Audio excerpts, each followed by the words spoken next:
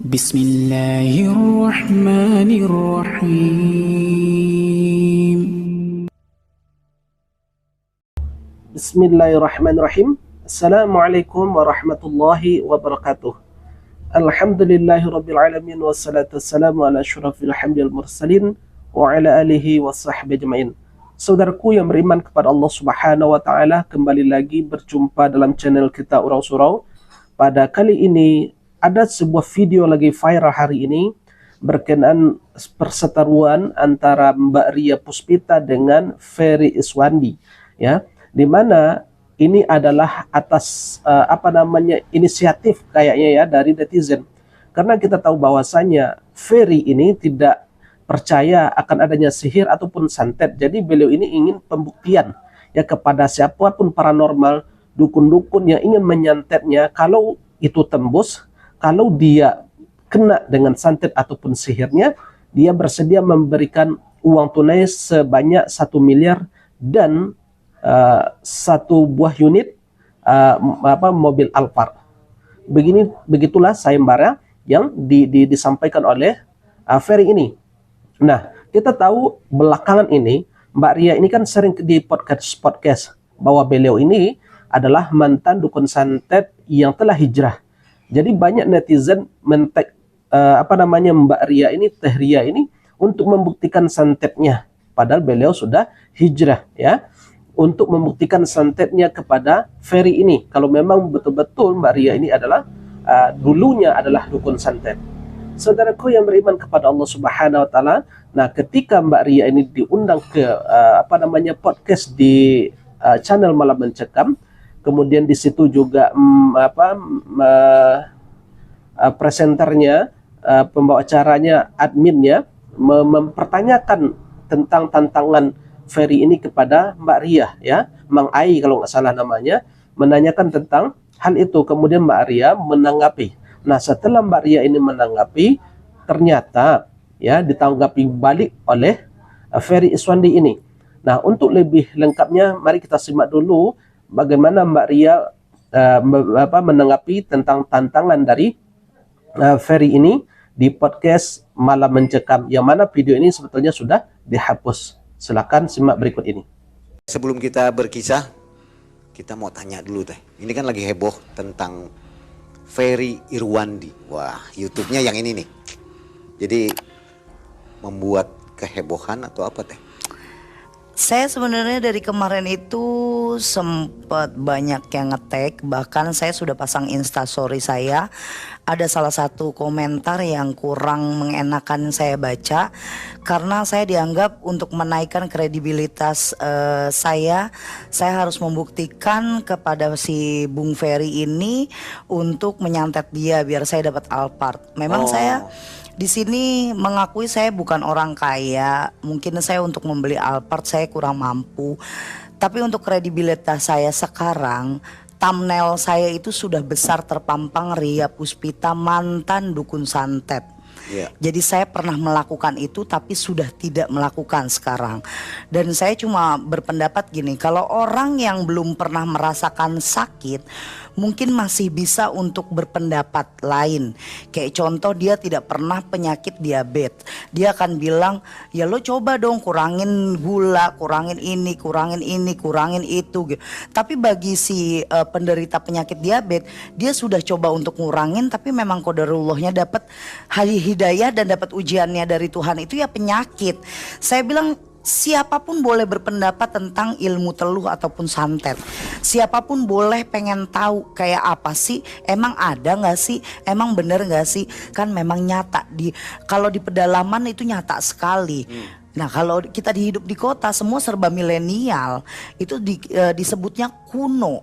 Tapi kalau orang kampung, mereka urut aja atau sakit aja masih menggunakan maraji, masih menggunakan tukang urut biasa, masih menggunakan dukun beranak, masih gunakan jampe-jampe, sembur.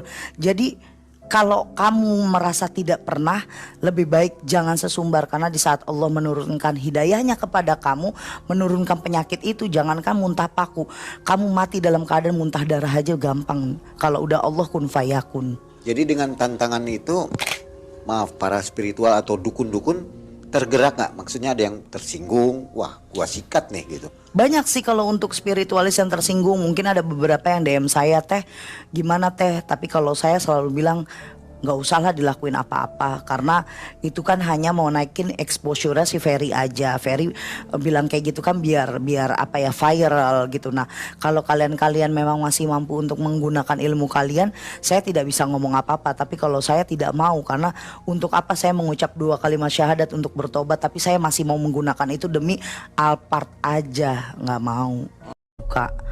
Karena banyak orang mengetik tidak tahu perasaan saya kayak gimana. Dengan gampangnya nyuruh saya nyantet Ferry. Tapi dengan statementnya si Ferry, saya di tag.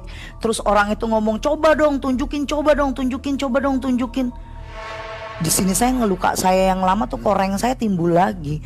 Kalau seandainya Tuhan mengizinkan boleh halal saya Ferry, saya nggak mau pakai santet, biar pakai tangan saya aja. Halal dan saya dilindungi sama hukum saya.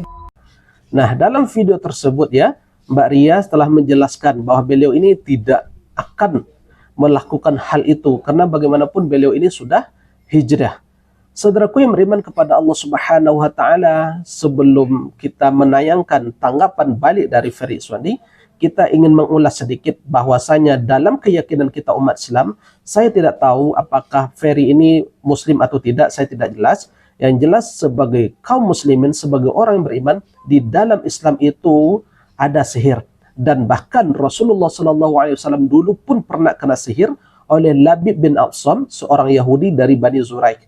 Nah, dari peristiwa itu maka turunlah ayat surah Al-Falaq dan An-Nas. Ya, asbabun nuzul ayat surah Al-Falaq dan An-Nas itu adalah ketika Rasulullah kena sihir oleh Labib bin Aqsam, oleh orang Yahudi. Nah, ketika itu juga malaikat Jibril membacakan doa, malaikat Jibril meruqyah Nabi Muhammad SAW dengan kalimat Bismillah arqiq wallahu yashfik min kulli da'i udhik wa min syarri hasidin idha hasad wa min syarri kulli di'in Allah yashfik. Itulah kalimat Jibril. Kalau berbicara di dalam Al-Quran itu banyak sekali ayat-ayat menjelaskan tentang sihir.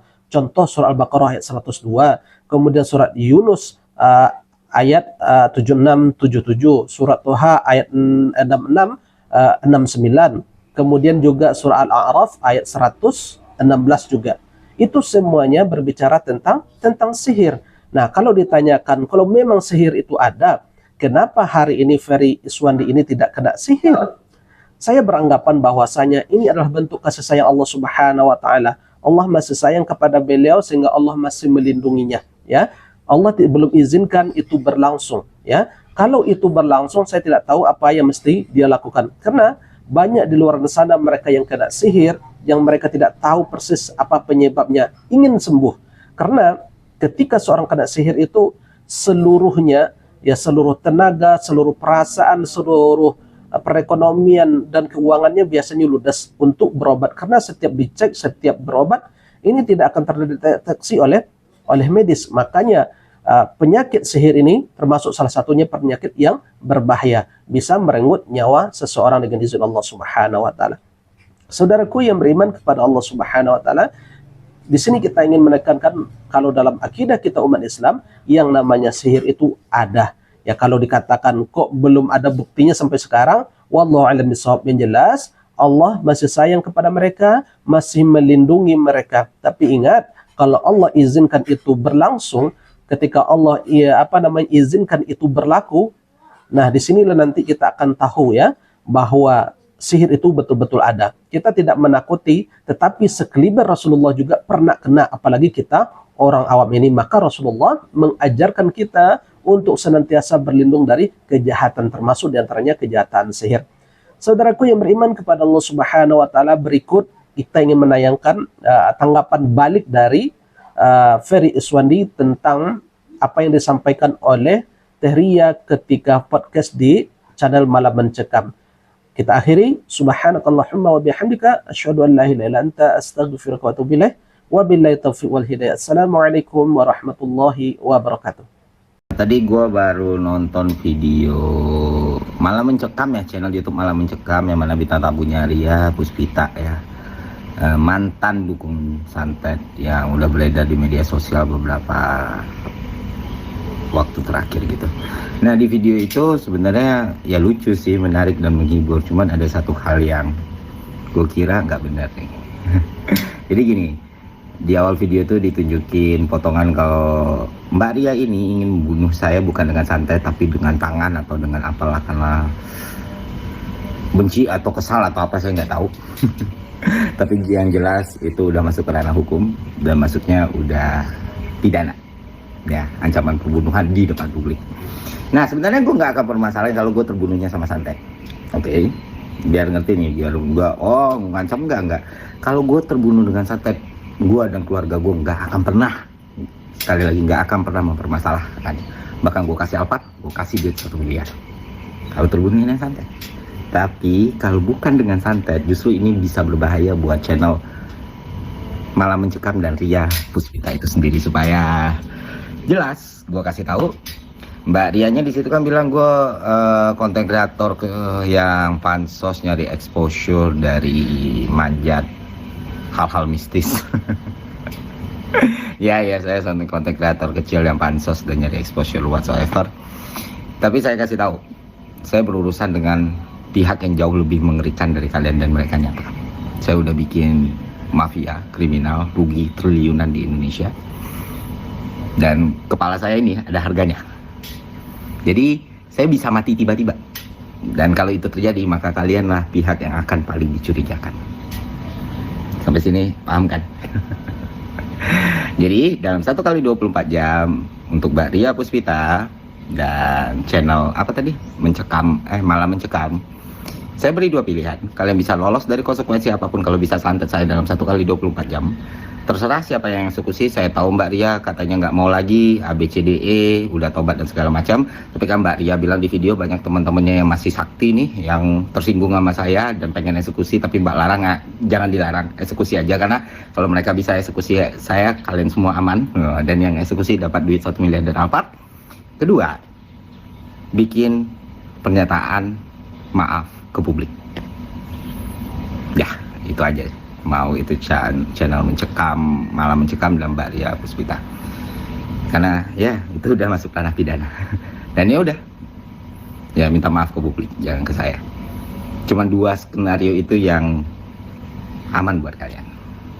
Tapi kalau kalian hiraukan, ya saya cuman YouTuber kecil, bisa kalian cuekin, tapi terakhir yang nyuekin nggak sampai 12 jam udah lari ke Kamboja. Jadi ya ditunggu etiket baiknya. Dan kalau sampai Anda kabur, saya akan kejar ke dasar neraka sekalipun saya nggak peduli Anda punya ilmu kebal, Anda bosnya iblis, Anda temannya setan, Anda sakti, Anda bisa meledakkan perut saya nggak peduli. Saya akan kejar Anda sampai ke dasar neraka. Percayalah. Biar gue kasih tahu lo, di dunia ini banyak hal yang benar-benar mengerikan. Alhamdulillahi Rabbil Alamin.